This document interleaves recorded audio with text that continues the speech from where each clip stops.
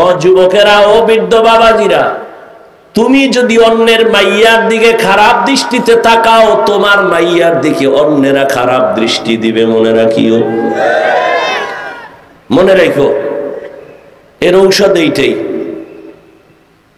তুমি যদি কারো কন্যার দিকে খারাপ দৃষ্টিতে তাকাও, তোমার কন্যার দিকে খারাপ দৃষ্টি লাগাবে।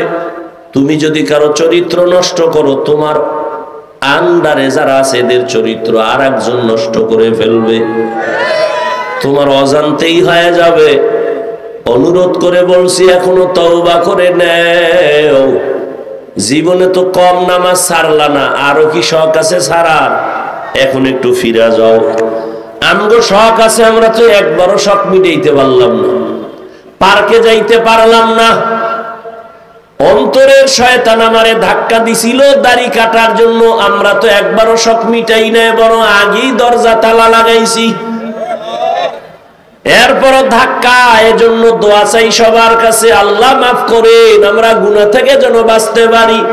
এমন একটা মুনাজাত নাই যে বলি না, আল্লাহ মোবাইলের গুনাহ থেকে বাঁচাও, মোবাইলের গুনাহ থেকে বাঁচাও। কারণ এই মোবাইলের দ্বারা এক বাড়ির মধ্যে এক ঘরে কয় রুম? এই আপনারা বাড়ি ঘরে যারা থাকেন, রুম আছে না আলাদা? এক রুমে মা বাবা, এক রুমে মাইয়া, আর এক রুমে ছেলে। সব রুমে রুমে মোবাইলে চলে সারা রাত জেনা, চোখের জেনা, কানের জেনা, জবানের জেনা, সারা রাত পুরা ঘরের মধ্যে চলে জেনা। মোবাইল নিয়ে ঝগড়া, স্বামী স্ত্রীর সাথে মিল নাই, মোবাইলের জিনা চলে। উচিত তো আল্লাহর আইনে ঠাডা বইরা তোর ঘর শেষ হওয়ার দরকার ছিল। মুহাম্মদের উম্মত হওয়ার কারণে আল্লাহ এখনো তোরে বাঁচায়া রাখছে। মুহাম্মদের উম্মতের আল্লাহ এরকম বেইজ্জতি করবেন না, আল্লাহ আদা করছেন। কারণ আল্লাহ তো আমার নবীরে বেশি মায়া করেন।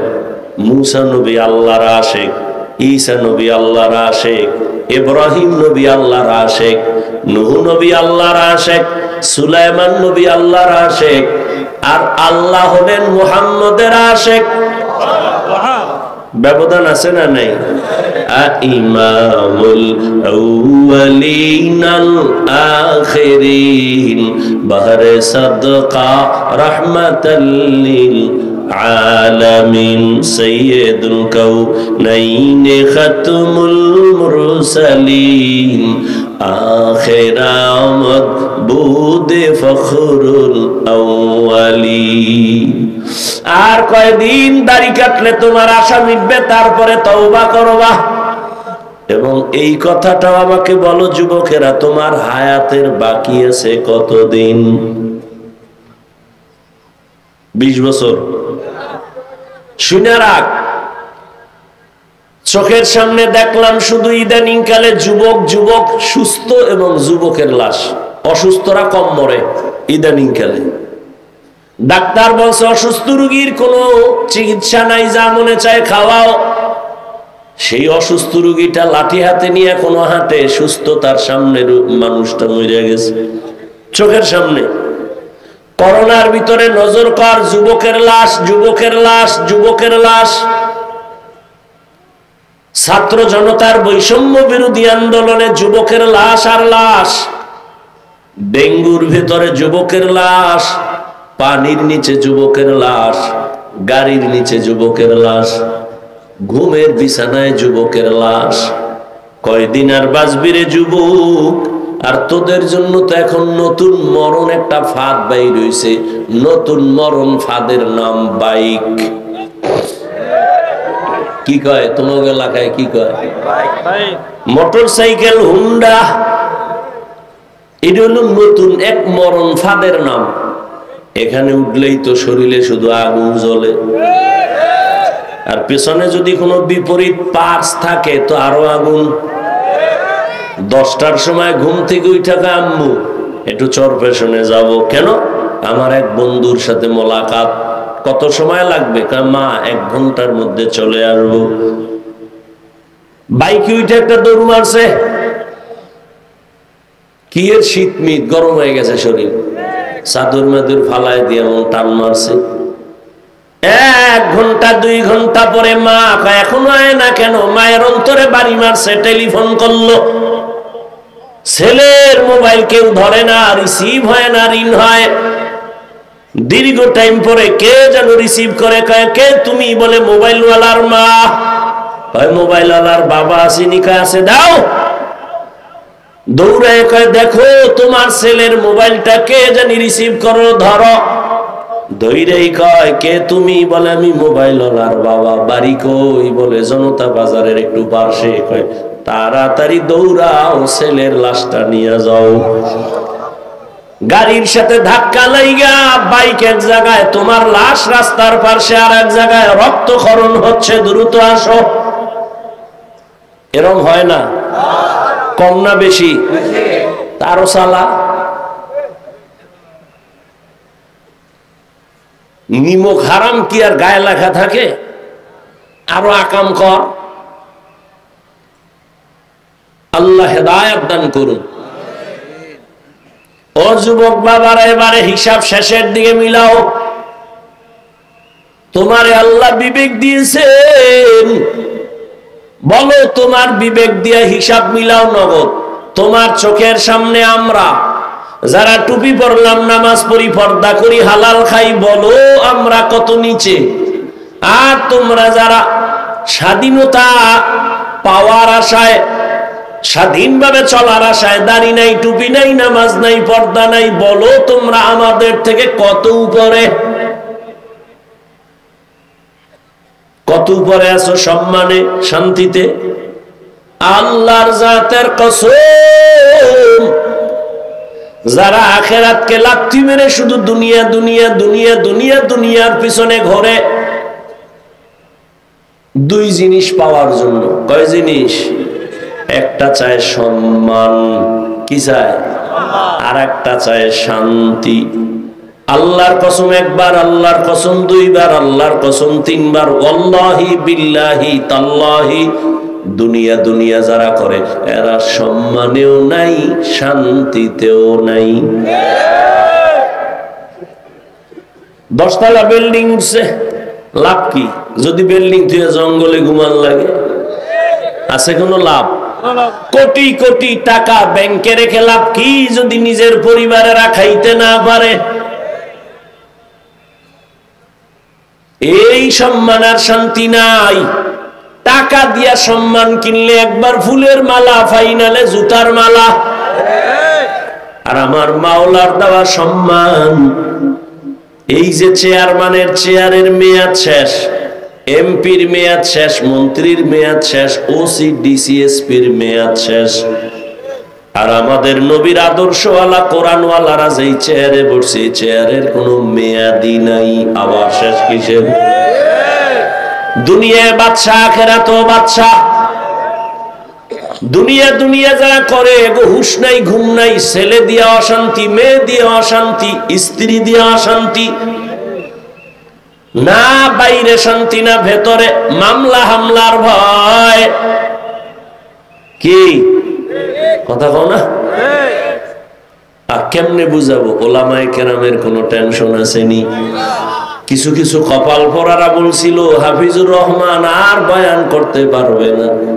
কেন? বলে সে আওয়ামী লীগের হুজুর। তুমি কি বিএনপির দালাল, না তুমি জাসদের দালাল?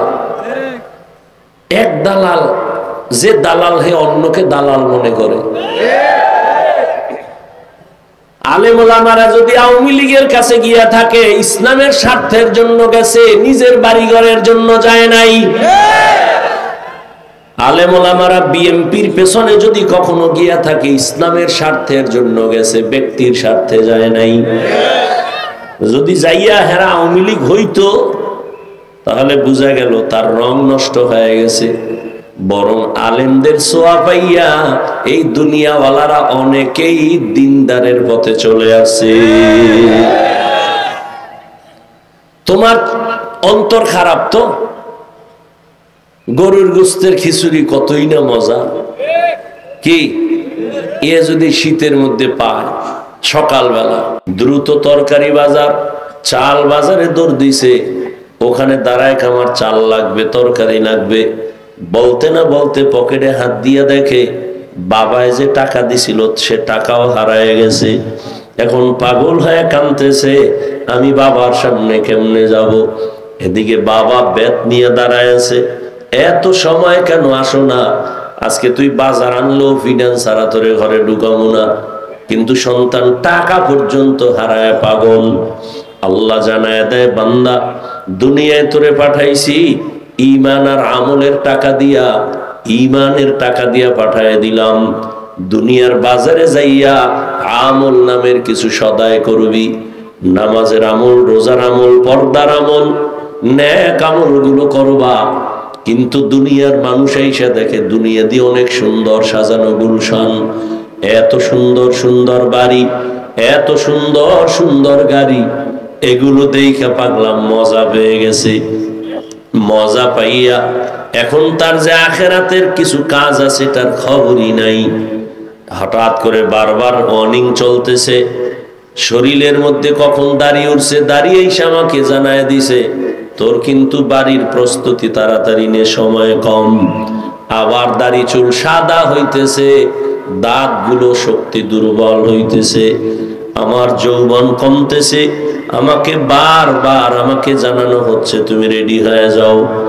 আল্লাহ পাক রব্বুল আলামিন আবার পেছনে কিছু লোক লাগায় দিলেন, দুনিয়ার রং তামাশায় পড়ে যেন আমার গোলাম আসল বাড়ির কথা ভুলে না যায়। নবীরা গিয়া বুঝাইতে থাকেন, নবীদের পরে সাহাবায়ে কেরাম বুঝাও, তাদের পরে কিয়ামত পর্যন্ত উলামায়ে কেরাম বুঝাইতে থাকো। আল্লাহর কথাটা স্মরণ করায় দাও, তোমার এই দুনিয়া থাকার জায়গা না, আসল জায়গা তোমার জন্য আখিরাত। দুনিয়াতে তুমি থাকবা কতক্ষণ? যারই জিগাই সে বলে একদিন থাকার কোনো গ্যারান্টি নাই। কিন্তু সেই একদিনের জন্য একটা ঘর বানাইছো, ঘর বানাইয়া আবার ভেতরে এসিওয়ালা রুম বানাইয়া এবার ছিদ্রগুলো সব বন্ধ করতেছো, বাহিরের আলো বাতাস যেন ভেতরে না ঢুকে, এসির বাতাস যেন আমার কোনো ডিস্টার্ব না হয়। সামান্য একদিন, দুদিন, 3 দিন, 1 মাস, 2 মাস, 1-2 বছরের জন্য তুমি সুন্দর একটা ঘর বানাইছো, কিন্তু এই ঘর তুমি মরে গেলে কেউ তোমারে ঘরে রাখবে না। তোমার আপন সন্তান, পরিবার সবাই ঘর থেকে নামায় দিবে, বলবে বের হয়ে যাও। এমন ঘরটারে এত সুন্দর করে সাজাইছো, ছিদ্রগুলো বন্ধ করে রাখছো, এসির বাতাস যেন ডিস্টার্ব না হয়, ঠান্ডা হতে যেন কোনো ভেজাল না হয়, বাহিরের কোনো বাতাস যেন ঢুকতে না পারে, তাহলে এসি আমার ডিস্টার্ব হয়ে যাবে। 2-3 দিনের জন্য যেই ঘরটা এত সুন্দর করে সাজাইছো, এরে মানুষ, তোমার আমার সামনে যে কবর, এই কবরের ঘর তোমার একদিন আর 2 দিন না, হাজার হাজার হাজার বছর ওই কবরে পড়ে থাকতে হবে। আমাদের আব্বা জান আদম নবী কত হাজার বছর হয়ে গেল মাটির কবরে পড়ে আছেন। অন্যান্য নবীরা লক্ষ লক্ষ নবী পয়গম্বর ওই মাটির ঘরে। এরপরে আপনার আমার নবী 1500 বছর হয়ে গেল, তোমার আমার আরো কত বছর ওই মাটির ঘরে থাকতে হবে। ওই ঘরটা সাজানোর জন্য কি রেডি করছো? সামান্য সময় দুনিয়ার ঘরে থাকার জন্য কত সুন্দর করে সাজাইছো, কবরের ছিদ্রগুলো বন্ধ করছো নি। যেই ঘরে ছিদ্র দিয়ে ঢুকবে সাপ, যেই কবরের ঘরের ছিদ্র দিয়ে ঢুকবে জাহান্নামের আগুন, ওই ছিদ্রগুলো এখন যদি বন্ধ করে না যাও, তুমি কবরে যাওয়ার পরে ওই ছিদ্র দিয়ে কবরের মধ্যে জাহান্নামের আগুন ঢুকবে। তুমি বড় লোক না ছোট লোক কেউ জানবে না, ওই কবরে তোমাকে কিছুই ক্ষমা করবে না। কবরে যাওয়ার পরে কে ধনী, কে গরিব, কে আলেম, কে মূর্খ, কোনো ভেদাভেদ থাকবে না। সবার বেলায় 3টা প্রশ্ন করা হবে। 1 নম্বরে রবের পরিচয় দাও, 2য় প্রশ্ন ধর্মের পরিচয় দাও, 3য় রাহমাতুল লিল আলামিনের পরিচয় দাও। নবী বলেন ওখানে গিয়া এই 3 প্রশ্নের জবাব যারা দিবে তাদের জন্য কবর হবে রওজাতুম মির রিয়াজিল জান্নাহ। আর যারা জবাব দিতে পারবে না তাদের জন্য কবর হবে হুফরাতুম মিন হুফারিন নার। অনেক পণ্ডিত কিন্তু বলতেছে কবরে আযাব হবে না। চরমনের জমিনে ঘুমান্ত ওলিয়ে কামেল সৈয়দ ইসহাক রাহমাতুল্লাহ আলাইহি লিখেছে, ও দুনিয়ার বাবারা, যদি তোমরা বলো কবরে আযাব হবে না, আলহামদুলিল্লাহ, তোমারও কোনো পেরেশানি নাই, আমারও পেরেশানি নাই। কিন্তু কবরে গিয়া যদি দেখো বেনামাজির কবরে জাহান্নামের আগুন, কবরে গিয়া যদি দেখো সাপ, কবরের মধ্যে গিয়া যদি দেখো আযাব, তখন বলো তোমারও বা উপায় কি, আমারও বা উপায় কি? আর আযাব হওয়ার তো দলিলের অভাব নাই। আবার এই দেশে আমার আল্লাহ নগদ কিছু দেখাইছেন, কত কবরে সাপ বিচ্ছু দেখা গেছে, আবার কত কবরে 30 বছর পর্যন্ত লাশটা কাফন সহ তাজা, সাদা কাফনে একটা দাগও লাগে নাই। এই বাংলাদেশেই দেখা গেল যত কবরের লাশ তাজা পাওয়া গেছে, একটা কবরও বেনামাজির না, সব হলো নামাজির কবরের লাশ। আর যত কবরে ধোঁয়া, সাপ বিচ্ছু, আগুন দেখা গেল, সব হলো বেনামাজির লাশ। এ আল্লাহকে চিনো না রে বান্দা? মহামারী করোনায় তোরা সোজা হইলি না? তাকায় দেখ, আমেরিকার ভেতরে আগুন জ্বলতেছে কতদিন ধরে। দুনিয়ার পরাশক্তি আমেরিকা, রাশিয়া, এত পাওয়ার, সারা দুনিয়াটাকে আঙ্গুলের ইশারায় কন্ট্রোলের জন্য চেষ্টা অপচেষ্টা করে, কিন্তু দুনিয়ার সব দিকে আঙ্গুল তুলতে পারে। কিন্তু টর্নাডোর যে আগুন জ্বলতেছে, শত হাজার বাড়ি ঘর ধ্বংস হয়ে যাচ্ছে, সব দুনিয়ার দামি দামি সব কোটিপতির বাড়ি ঘর সেখানে ধ্বংসের স্তূপে পরিণত হয়ে যাচ্ছে। এত তাদের শক্তি প্রয়োগ করতেছে, এখনো পর্যন্ত আগুন পারছে নিবাইতে? এখনো পর্যন্ত আগুন নিবাতে পারে নাই। দেখেন না এগুলো? এরপরও চিনো না যে আমার আল্লাহ কত ভয়ঙ্কর? আমার আল্লাহর জাহান্নামের আগুন আরো কত ভয়ঙ্কর হবে। দুনিয়ার আগুন থেকে 70 গুণ জাহান্নামের আগুনের তাপ হবে বেশি। জাহান্নামীদের আগুন 500 বছর দূরের থেকে তাপ লাগবে, চামড়াগুলো খসে খসে পড়ে যাবে। ও আল্লাহর বান্দারা, আরে আমরা তো পাগল হয়ে যাই নাই, তোমাদেরও পাগল বানাতে বলি নাই।